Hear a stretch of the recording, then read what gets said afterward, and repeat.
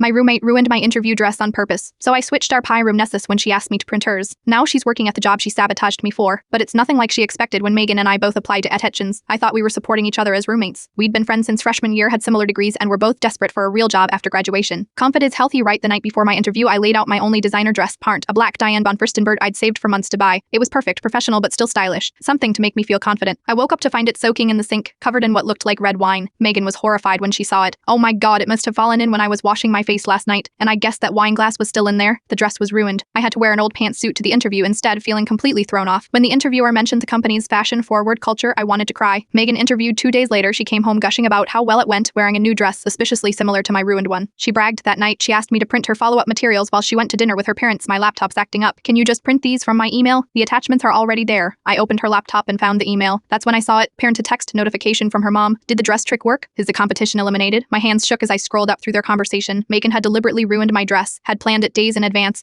She'll look so unprofessional compared to me, she'd written. I sat there for a long time staring at her Pelorame attachment. Then I opened it, made a copy, and started typing. I didn't change much, just enough where she had proficient in Adobe Creative Cloud. I changed it to expert level Adobe certified, where she listed basic knowledge of digital marketing analytics. I upgraded it to advanced experience with multiple analytics platforms. Small changes, just enough to make her seem like the perfect candidate for a position she wasn't actually qualified for. I printed the modified version and put her laptop back exactly as I'd found it. 3 weeks later, Megan got the job. She was ecstatic, bragging about her impressive interview skills. I congratulated her and asked when she started. The salary is even better than expected. The only weird thing is they keep talking about some big data visualization project they want me to lead. Plamoy, I'll figure it out. She lasted 6 weeks at a raise, 6 weeks of late nights trying to teach herself skills she claimed to already have, 6 weeks of panic attacks in the bathroom, 6 weeks of increasingly desperate texts asking if I knew anything about Adobe and Officic. I watched her spiral, offering sympathetic nods while saying things like, weird they'd hire you for skills you don't have. Maybe they mixed up your buttermongi with someone else's. When she was finally fired for misrepresenting her qualifications, she was actually relieved. That job was a nightmare, she sobbed. Everyone expected me to know things I never claimed to know. I nodded sympathetically. Sometimes the job you think you want isn't the job you need. She moved out a month later, unable to afford our apartment on her barista salary. As for me, I eventually got a job at a smaller agency where I am valued for my actual skills. I still think about that ruined dress sometimes, but mostly I think about how Megan is now doing exactly what she's qualified for, serving drinks rather than serving lies.